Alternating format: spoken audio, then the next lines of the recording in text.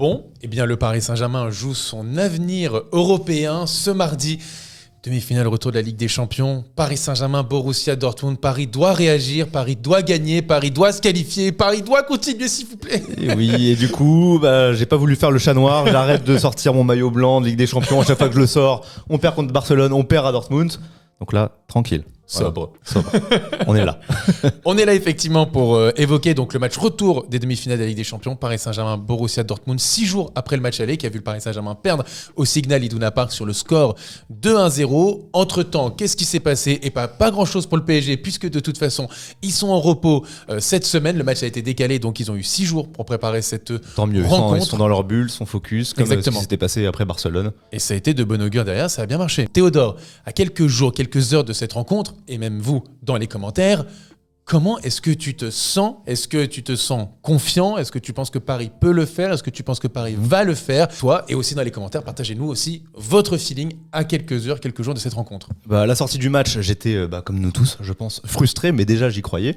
Et donc, après avoir discuté avec vous et après avoir discuté avec toi, qui normalement est assez pessimiste, ton optimisme a été contagieux. Donc forcément, je remonte petit à petit sur mon petit nuage et voilà, j'y croyais déjà, j'y crois d'autant plus à froid, on va dire. En plus, tu as revu le match, toi, donc Absolument. on va voir ton expertise, ton analyse, ton regard là-dessus, ça va être super. J'y croyais déjà après le match où on avait perdu au Parc des Princes contre le FC Barcelone, une équipe que je trouvais plus dangereuse que le Borussia Dortmund, avec plus de génie, plus de ressources. Le match chez eux. Ouais. Alors, si j'y croyais pour le FC Barcelone, je vois pas pourquoi je n'y croirais pas pour ce match au Parc des Princes. Il y a aussi en plus ce même écart de but. Il y avait un but d'écart entre le match aller et le match retour à Barcelone. C'est pareil ici pour Dortmund. Il n'y a plus la règle du but à l'extérieur. Il y a ce paramètre du retour au Parc des Princes qui peut jouer beaucoup dans la balance, mais aussi, et on en parlera un peu après, le 11 qui pourrait être aligné. Est-ce qu'on peut avoir des surprises à la Luis Enrique et compenser aussi une grande perte, j'ai envie de dire, par rapport au match aller. C'est Lucas Hernandez qui est blessé. Dans tous les cas, beaucoup de force, on va devoir se mouiller sur un changement. Exactement. Moi, j'en aurais au minimum un autre. Sur ce que tu dis, alors en plus de ça, d'habitude, je suis plutôt le pessimiste. Là, c'est pas que je suis pessimiste optimiste, c'est juste simplement, je suis un peu réaliste. Je me dis, voilà, c'est un match aller de Ligue des Champions. C'est ce que je disais lors du dernier talk. Tu perds que 1-0. Tu perds au Signal Iduna Park. Dortmund enchaîne 11 matchs sans défaite en Ligue des Champions à domicile. Dans cette phase finale, c'était quelque chose de nouveau pour le Paris Saint-Germain aussi de commencer là-bas. Donc finalement, même si le Paris Saint-Germain avait montré un très bon visage, ça n'aurait pas été scandaleux de partir avec ce petit but de retard contre le Borussia Dortmund chez eux. Et puis, on l'a vu dans chacune des phases à élimination directe du PSG, que ce soit en 8e ou en quart. On a vu une vraie montée en puissance entre le match aller et le match retour. On se souvient des premières mi-temps et contre Barcelone et contre la Real Sociedad. C'était très compliqué. Ce fut pareil. Il y a eu des réactions au minimum dans le jeu. Exactement. Ce qui a été le cas aussi au Signal Iduna Park. Ce qui est marquant, c'est qu'aussi, même dans un match plutôt moyen du PSG avec beaucoup d'individualités qui ont failli, Paris aurait largement pu égaliser, voire marquer un ou deux autres buts. Dortmund aussi aurait pu être plus efficace devant le but, mais le Paris a eu des occasions, 2 poteaux, un face-à-face loupé de Dembélé, une frappe qui passe au-dessus, plusieurs balles aussi pour Fabien Ruiz, des grosses occasions de la tête loupées. Les expected du PSG sont plus élevés que ceux de Dortmund. Il me semble que c'est quasiment 1,90 pour le PSG et 1,40 pour le Borussia Dortmund dans un match où tu as été dominé, où tu es à l'extérieur, où c'est un match de Ligue des Champions, dans un contexte très hostile. Et en plus, avec une équipe qui fait peut-être l'un des meilleurs matchs de la saison, en tout cas pour certaines individualités. Voilà. On a la sensation qu'eux ne pourront pas être aussi bons, voire meilleurs, alors que nous, difficile d'imaginer un Paris Saint-Germain moins bon que ce qu'on a vu là-bas. Ça reste une équipe qui est à réaction aussi, un peu à l'image de Dortmund qui a réagi après sa défaite contre Leipzig. C'est une équipe qui a de la ressource, qui était dos au mur, qui était pas sûre de se qualifier en Ligue des Champions. C'est une équipe qui était réduite à 10 contre Marseille, qui allait vraiment le couteau entre les dents en deuxième période, gagner 2-0, avec plusieurs scénarios où un fameux Gonzalo Ramos, dont on reparlera plus tard, est entré en jeu, a marqué, a su être décisif. Ces matchs contre Clermont, même Le Havre, où t'es mené, tu as réussi à revenir. Donc, le Barça. Voilà, et bien sûr, j'oublie le plus important, c'est terrible.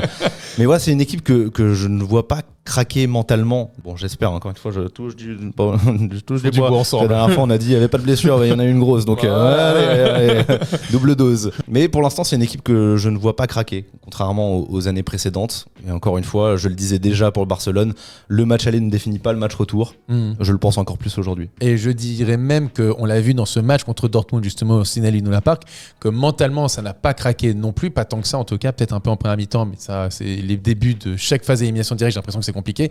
Parce qu'en deuxième mi-temps, ils auraient pu plonger. Au contraire, ils ont eu beaucoup d'occasions. Et malgré les occasions loupées, ils ont continué à essayer d'en avoir et ça n'est pas rentré. Ça a manqué de réalisme, c'est comme ça. Et de l'autre côté, justement, tu as un mec comme Marquinhos.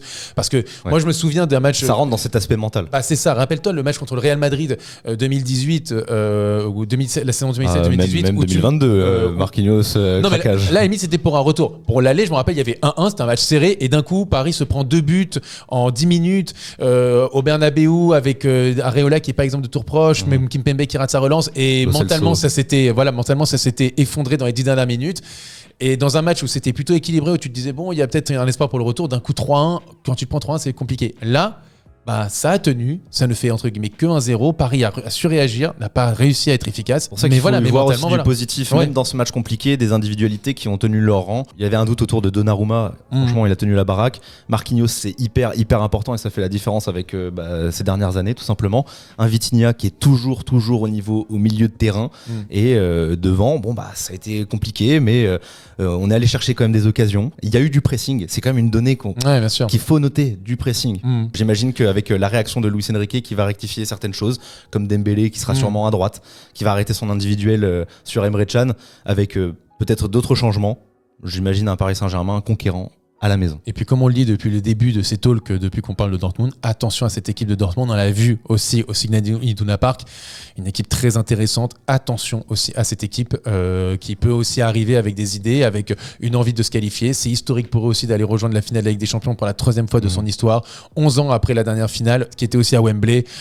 Marco Reus qui annonce son départ, donc capitaine historique. Hummels aussi, il y a un flou. Qui est en fin de contrat. Pour ces joueurs un peu historiques du Borussia Dortmund, seront aussi tout autant motivés que le Paris Saint-Germain pour pouvoir créer l'exploit. Avant de passer justement à notre 11, quel compo on pourrait mettre pour retourner cette situation. N'hésitez pas à vous abonner les amis, on est bientôt aux 90 000 abonnés, on s'était fixé comme objectif atteindre les 90 000 pour le match retour de Ligue des Champions. Ça va être short mais vous pourrez le faire. Après, ça compte avec le débrief. Ok. Voilà, donc, c'était pour fin ça. de semaine prochaine. Fin de semaine prochaine, l'objectif. On est à quelques centaines d'abonnés près, donc n'hésitez pas en tout cas. On est à 89 200, 300, 400. Enfin, voilà, les amis. Exactement, il faut que ce soit rond. Donc n'hésitez pas en tout cas à nous donner de la force, à vous abonner. On le voit au quotidien, on voit vos messages, on voit vos likes, on voit vos commentaires. Et merci en tout cas pour la force. Et pour contribuer ensemble à l'histoire de cette saison. Exactement. Et l'objectif, les 100K et 2500 likes. À chaque fois qu'on le dit, vous le faites. Donc merci beaucoup et régalez-nous. Luis Enrique, qu'est-ce qu'il va nous pondre? Quel 11 il va nous pondre? Déjà, concentrons-nous sur la défense, j'ai envie de te dire. La défense, Lucas Hernandez, grosse force, soldat Lucas Hernandez, qui s'est blessé gravement, rupture des ligaments croisés, c'est terrible pour lui malheureusement. L'autre genou en plus, donc c'est 6, 7, 8 mois d'absence de toute façon. Voilà, on va pas le voir. C'est limite le plus gros coup qu'on a pris lors de ce match aller. Ouais. Encore, voilà, ce but, on en a parlé, pour moi, c'est franchement pas rédhibitoire. Là, ce casse-tête pour remplacer Lucas Hernandez, qui, même s'il fait pas la grande saison que j'attendais, qui est un patron. Tu le disais, contre Lewandowski, il a tout changé par rapport à un Lucas Beraldo, qui, dans son inexpérience plutôt, s'était fait boire comme Lewandowski au parc. C'est normal, hein, c'est Robert Lewandowski. Aspiré, et là, tu as ce même jeu de pivot avec Füllkrug, qui était insaisissable. Voilà, c'est un triste constat. Hein. Franchement, respect à Füllkrug, mais c'est triste. Il nous a pris dans la profondeur, donc il faudra régler ce problème. Comment tu le vois, toi, ce remplacement? Moi, écoute, c'est compliqué aussi, j'avoue. Je trouve ça dommage parce qu'en plus, au-delà des qualités du joueur, c'est aussi le patron. Je trouve qu'il y a un côté patron de cette équipe qui a tout gagné. Et donc, c'est généralement, tu sais ce que disait Barcola après le match contre le Barça, quand il y a eu ce but, on se retourne vers les leaders. On se retourne tout de suite vers Lucas Hernandez. Et Lucas Hernandez, tu le vois sur un terrain, il n'a pas peur. C'est un mec qui a tout gagné. Il a gagné la Coupe du Monde, il a gagné la Ligue des Champions. C'est un guerrier sur un terrain. C'est un mec en qui tu peux avoir confiance. Et qu'il ne soit pas là, c'est vrai que c'est un handicap. Maintenant, je pense que justement, il faut aller chercher des joueurs qui n'ont pas peur, des joueurs qui ont l'expérience, des joueurs qui doivent réagir. Et je ne sais pas ce que tu en penses, et je vous demande aussi dans les commentaires, plutôt Beraldo, plutôt Danilo ou plutôt Skriniar aux côtés de Marquinhos. Nordi, Mukiele. Non. Pour moi, ce qui est clair, même s'il ne fait pas la meilleure saison de sa carrière, c'est Danilo Pereira. Ouais, c'est oui, Danilo, tu as besoin d'expérience. En plus, c'est Gonzalo Ramos. Je lui avais posé la question en conférence de presse au Signal Iduna Park. Il disait, dans ce genre de moment d'expérience, on se retourne vers les capitaines, ou en tout cas les mecs d'expérience. Il a cité Mbappé, il a cité Marquinhos, il a cité Danilo Pereira. Ça fait partie de ces cadres de cette équipe. Exactement. Ça fait partie des capitaines, des cadres de cette équipe sur qui tu peux compter, en tout cas, et qui ne vont pas avoir peur. En plus, impact physique, duel aérien face à Füllkrug. Pour moi, il faut mettre Danilo Pereira. Alors, ok, les relances de Beraldo sont bonnes. Et encore le parpaing qu'il envoie à son entrée dans l'axe. Bon. Pour moi, c'est indiscutable. On lui jette pas la pierre du tout, d'ailleurs. Ah non, mais il est pas prêt, c'est tout. Phase de progression. Même si je pense que Luis Enrique mettra Beraldo. C'est mon prono. Ouais, moi, je le crains aussi. Tu vois, il remplace Lucas Hernandez par Beraldo. Ouais. Franchement, ça en dit long déjà sur la hiérarchie, sur la confiance qu'il donne aux joueurs et la non-confiance peut-être qu'il donne même un Skriniar.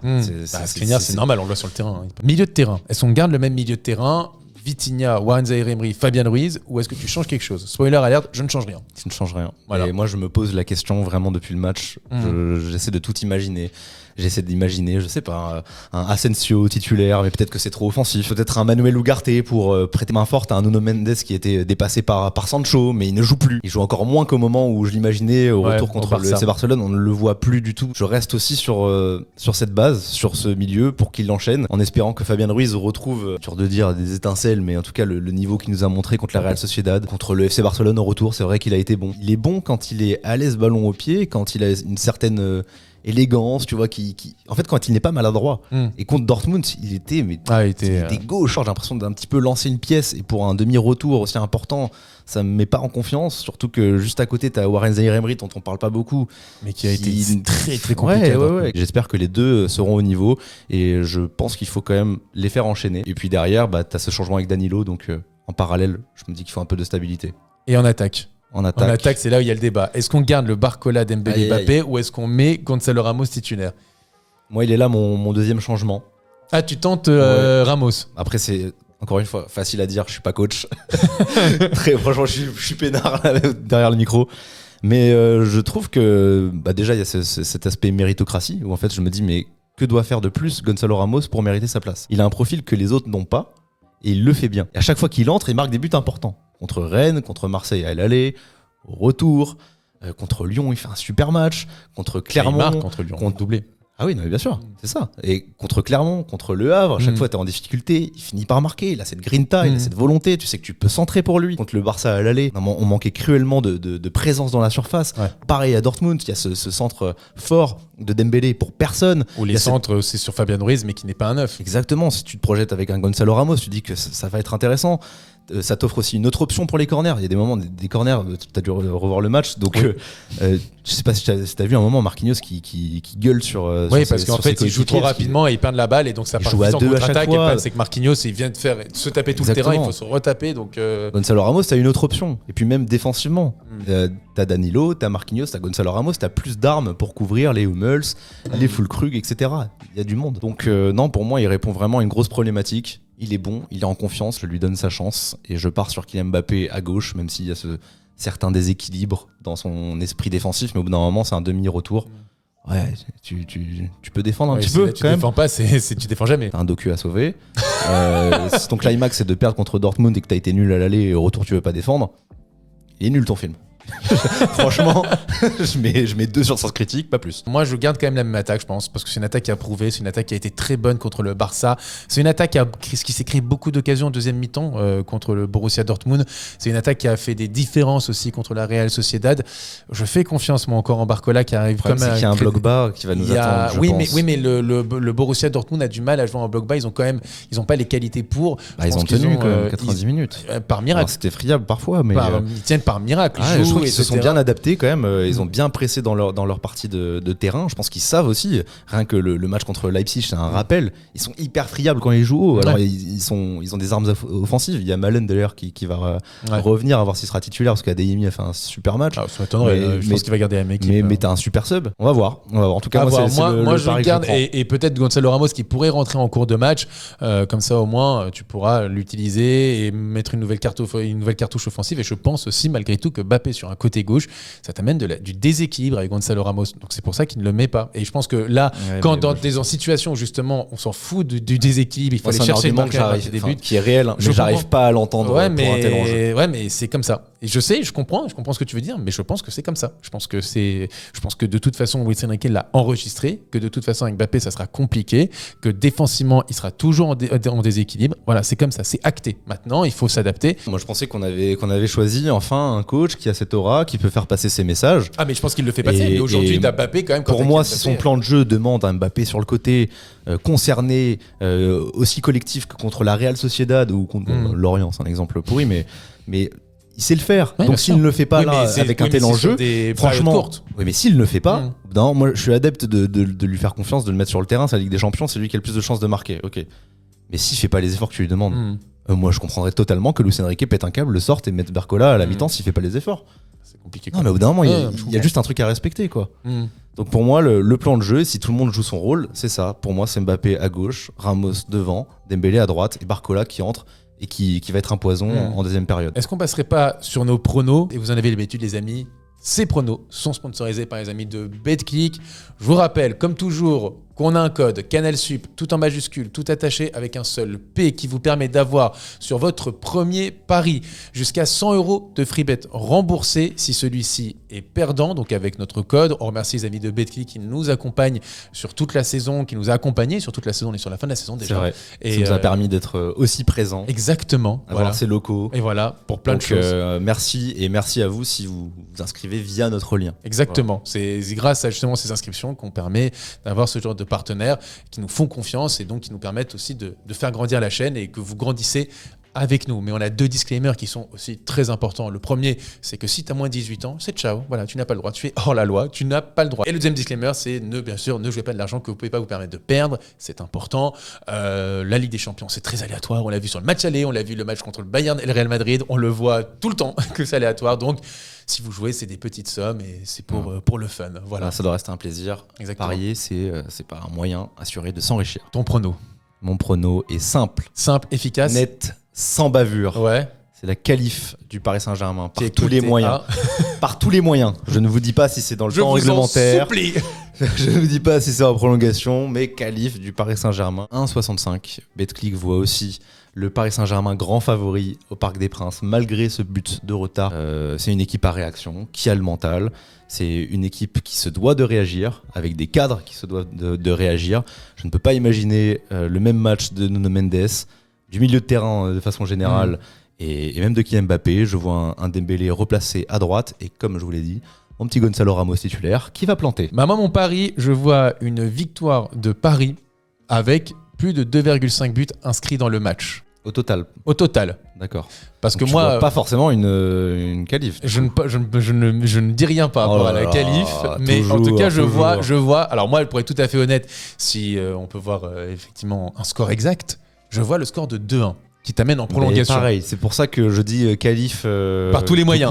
Tous les moyens. Et en tout cas, je vois un match quand même serré, je vois un PSG qui va marquer, un Dortmund qui peut marquer aussi, et je pense que c'est possible de le faire. Oui, ça va être compliqué parce que tu as cette équipe de Dortmund qui est aussi motivée, qui veut marquer l'histoire, qui veut aller chercher sa finale de Ligue des Champions. Tu as de la qualité au milieu de terrain, Julian Brandt, Emre Can, Sabitzer, en défense, Mats Hummels qui a été homme du match, t'as en attaque, Schlotterbeck à ses côtés, Kobel qui a été très bon. Exactement. En attaque, Adeyemi, Jadon Sancho, Füllkrug, sur le banc. Enfin, tu as de la qualité, bien sûr, dans cette équipe. Mais le PSG, c'est un match retour. C'est au Parc des Princes. Tu as des joueurs effectivement qui ont déçu et qui reviendront avec le couteau entre les dents, qui vont revenir donc pour essayer de remonter. Paris l'a déjà fait en 2020. Ils étaient menés par un but d'écart. Et on se souvient de cette célébration iconique d'Angel Di Maria. C'était après ce match. On veut cette célébration à nouveau iconique dans un Parc des Princes plein.